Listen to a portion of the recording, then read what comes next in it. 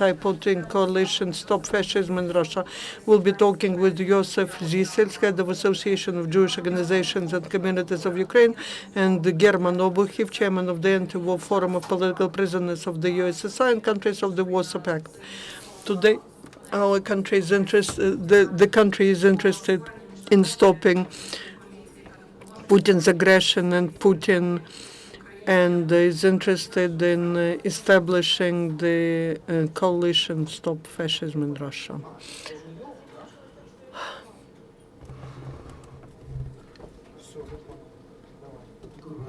Good afternoon. My colleague is German Obuhiv from the Times of the Soviet Union, requested me to talk at this briefing and describe the picture of fascist and neo-Nazist movements in Russia which participate actively in Russian aggression in the east of Ukraine. First of all, I would like to say that use of ultra-nationalistic, fascist and neo-Nazi groups is so typical for relations between Russia and Ukraine for a long time. So under the influence of Russian political technologists in 2004, when we had the Orange Revolution, they were using provocations and propaganda technologies which were indicating that opposition and its candidate Viktor Yushchenko are fascist candidates, and they want to create in Ukraine the neo-Nazi state. That was used not very powerfully, unlike this year, but even then it impressed, first of all, the experts, for who that was the new technology in Russian-Ukrainian relations. Secondly, that technology, which was led by Viktor Medvedchuk, the head of the presidential administration, impressed the average citizens and many representatives of national minorities, Jewish minority especially, were intimidated by that propaganda and were not voting for Viktor Yushchenko. I remember these times very well because in 2004 from Maidan and on Channel 5 I was addressing the national minorities of Ukraine, but that did not influence their fear. And that time in 2013, when we had a new Maidan, we were ready, our experts were ready to use the propaganda templates and provocations at the background of fascist, neo-fascist sources. Russia, for more than 20 years, has been having a very wide system of different neo-fascist and ultra-nationalist organizations, which show themselves especially in, for example, relations with Georgia, with Moldova, with Ukraine in the recent years.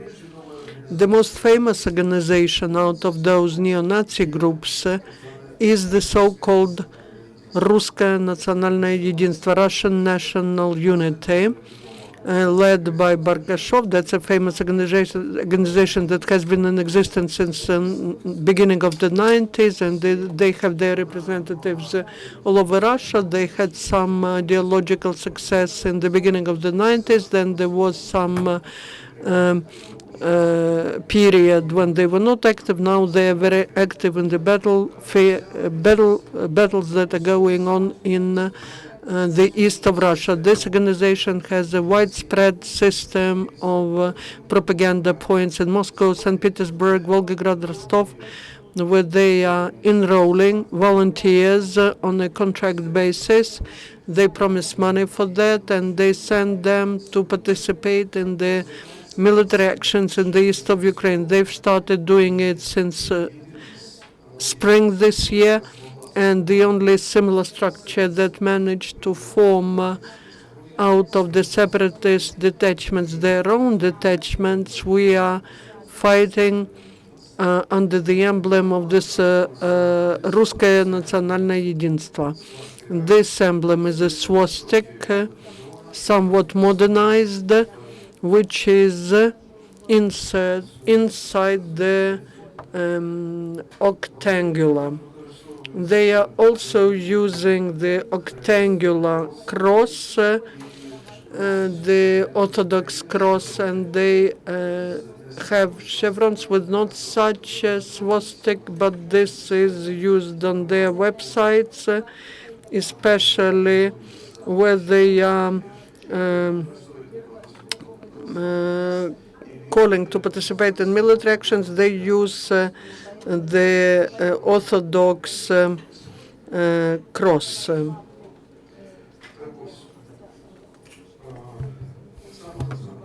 Alexander Barkashov, back in March, visited Ukraine with a group of leaders of Russian national unity, then came back again in May, and according to our data, he's still in Ukraine, maybe in Donetsk, and in these special military troops of Russian national unity, his son, Barkashov Younger, is fighting.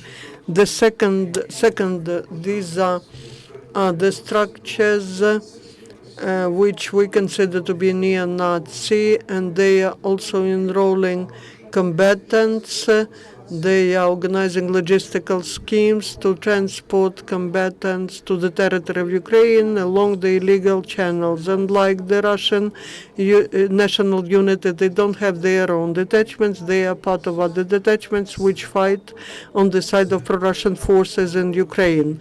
The exclusion could be probably is Neo-Kazakh detachments which fight separately, which are used since March when seizing the administrations in different parts of Ukraine. Also, another organization is Eurasian Union of Youth, then the former National Party of Eduard Limonov and Black 100 Черная Sotnya, which roots back to the Черная Sotnya of the beginning of the 20th century. It is interesting that some interceptions of the Security Service of Ukraine, by the Security Service of Ukraine, of telephone conversations between militant Alexander Barkashov and Dmitry Boytsov from the Black 100 before the events in Donbass, before the referendum, where Barkashov tells Surkov how many, what should be the percentage in favor of the DNR. We also know from the internet about neo-Nazi Anton Rayevsky, who represented the Black 100, and his connection to Federal Security Service of Russia. He first was sent by Russian special services to Odessa in order to propagate the cause of the potential separatists in Odessa. After his failure, he illegally crossed the border and joined combat actions in Donbass, where he was wounded.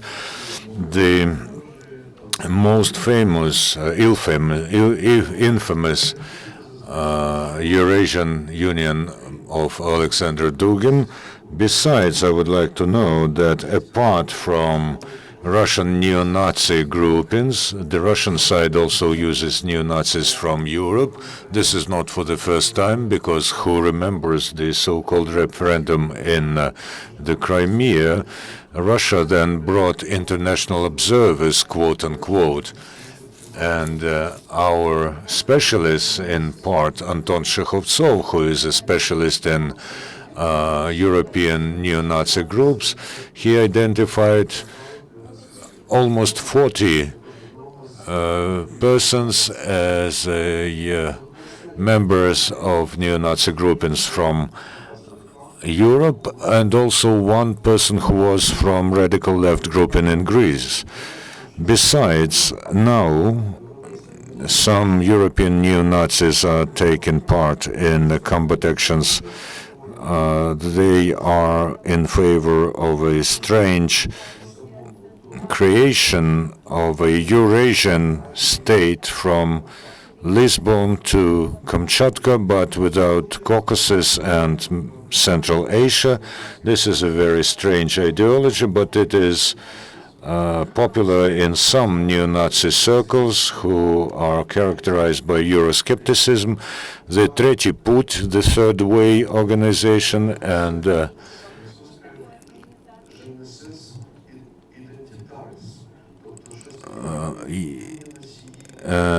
French organization called Jeunesse Identitaire, which means something like young identity carriers who are in favor of the so-called continental unity.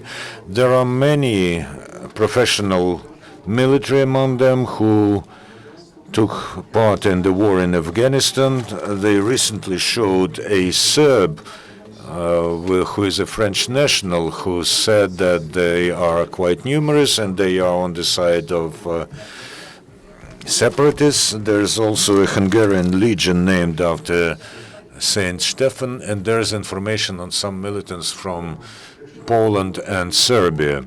If we even just enumerate this number of neo-Nazi groupings from Russia mainly and some other countries, we have to say that all those groupings have not just joined the rebellion in the east of Ukraine. From the very first days of the February events in Ukraine, they took part in destabilizing the situation, not just in Donetsk and Luhansk, but also in Kharkiv, Mykolaiv, and Odessa, where they were spotted and identified by photos by our specialists in right-wing and neo-Nazi groupings. Among other militants who take part in the war on the side of the so-called Luhansk and Donetsk People's Republics, there are some people who are neo-Nazi by their convictions. They are not members of any organizations, but there are quite a lot of them. Ukrainian bloggers perusing their sites and photos and seeing their tattoos and their expressions do identify them as neo-Nazis. Apart from tattoos that they have, they also wear T-shirts with an image of Corneliu Codreanu, who was a leader of the Iron Guard during the World War II. He was a Orthodox fascist, That's why they chose him as their hero. We must say that over the last year, we are facing quite a lot of dilettante accusations of different sides in fascism, ultranationalism, Nazism, and so on. So some sober voices of our experts, like Vyacheslav Likhachov, Andreas Umland, Anton Shekhovtsov, their sober voices and specialist voices are being lost in the sea of accusations of being fascists.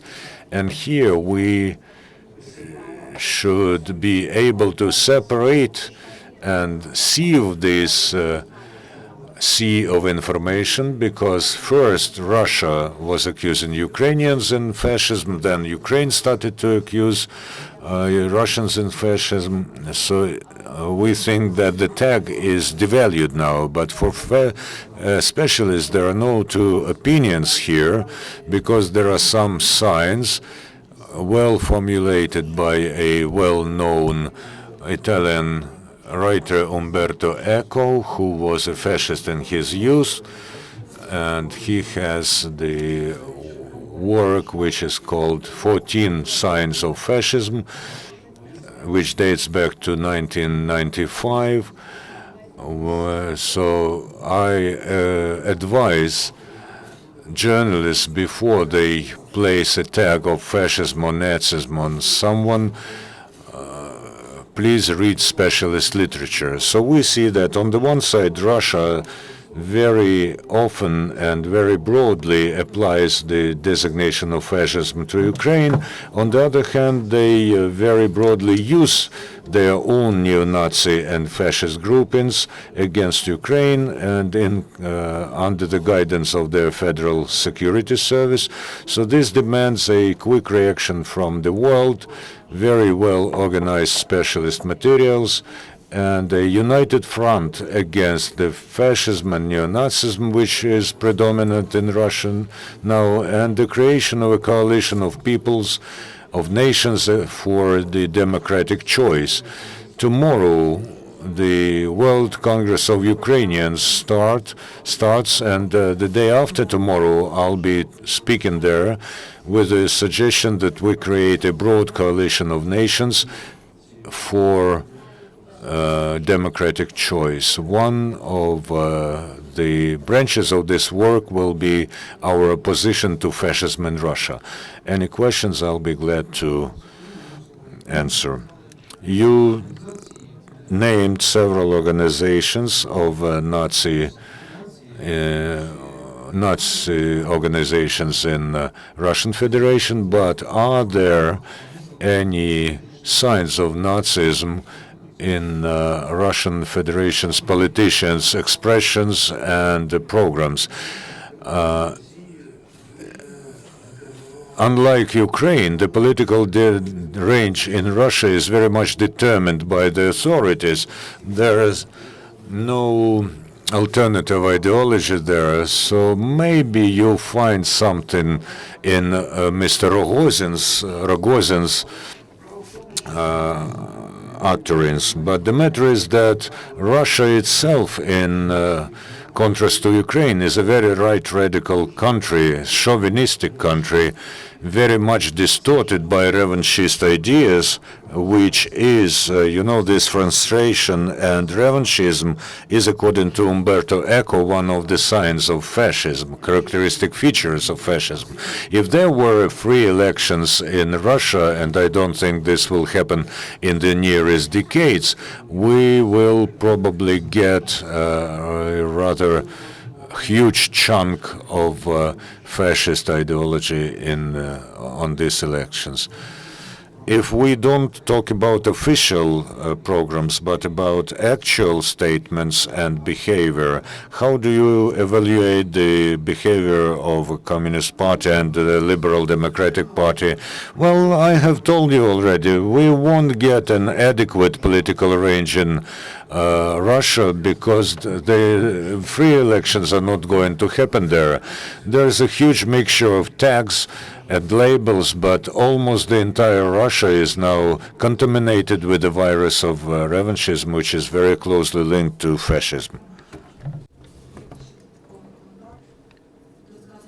Do you have an additional comment? Please say just a few words so that we have time for questions. Thank you.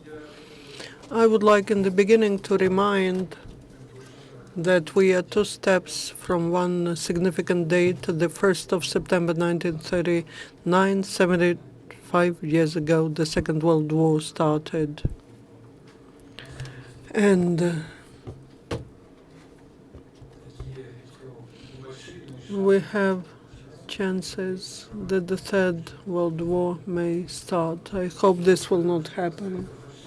As to fascism, my conviction is that the Fourth Reich is in Moscow now.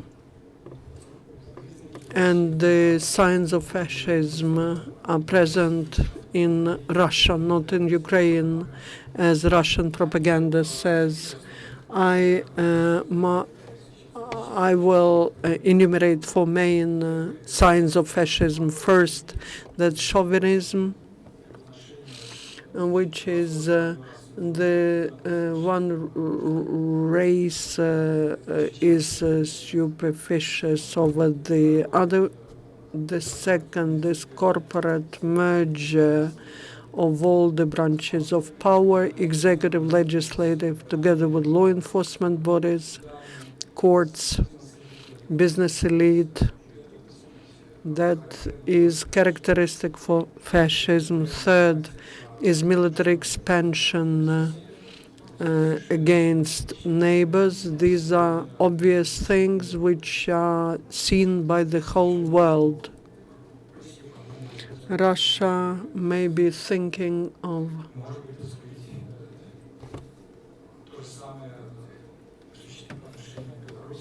doing the same with Belarus, Kazakhstan, or Baltic states. And fourth is persecution of those who think different. And we see that in Moscow, in St. Petersburg, and other cities of Russia. What else I would like to emphasize?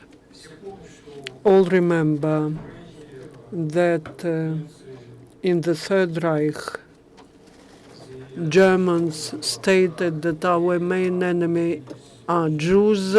They started killing, burning, hanging this nation. Today we hear the statements of pseudo-politicians. Such people as Zhirinovsky are not politicians, but they are bandits. That's why I call them pseudo-politicians.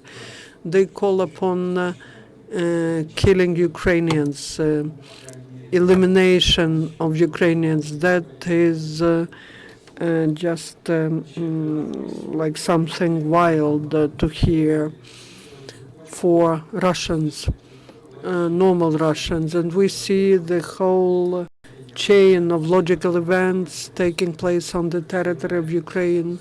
As Russian mass media state, Russian troops just found themselves incidentally in the east of Ukraine and Crimea. They may incidentally find themselves in Kiev and Warsaw, elsewhere.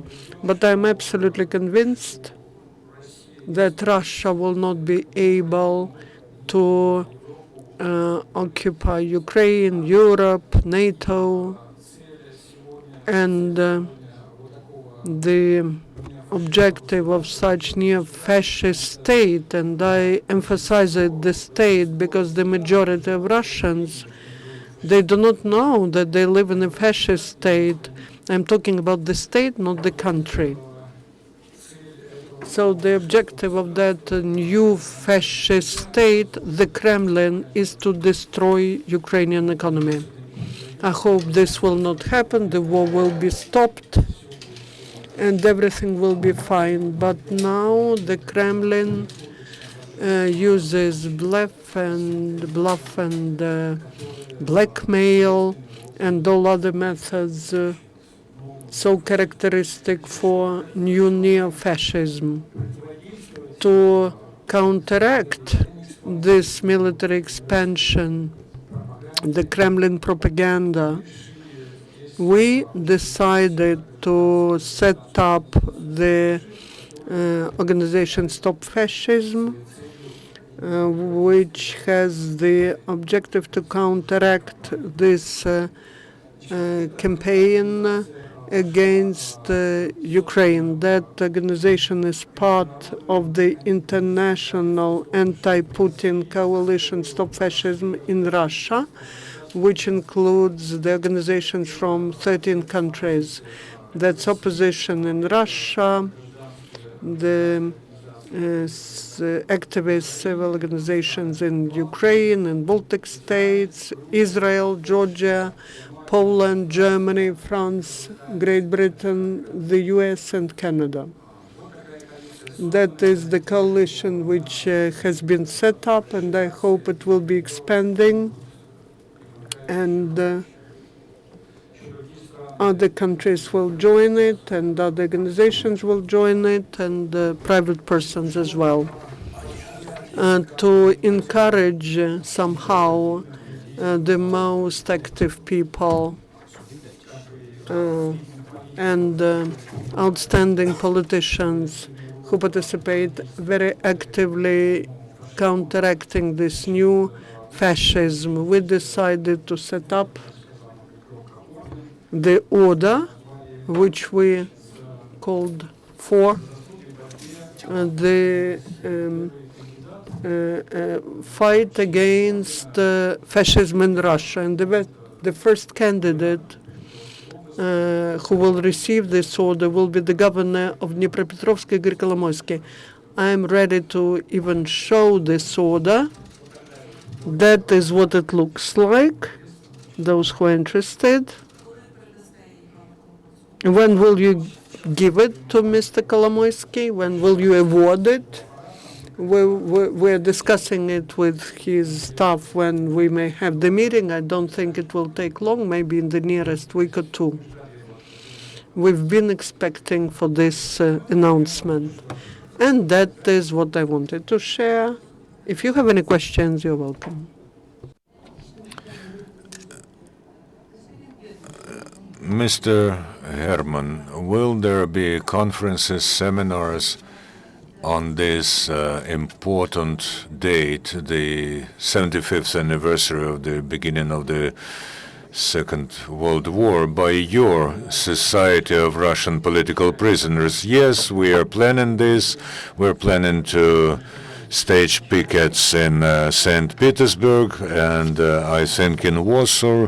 I hope that we will be able to mark this anniversary in Kiev as well. So this is rather modest at the moment.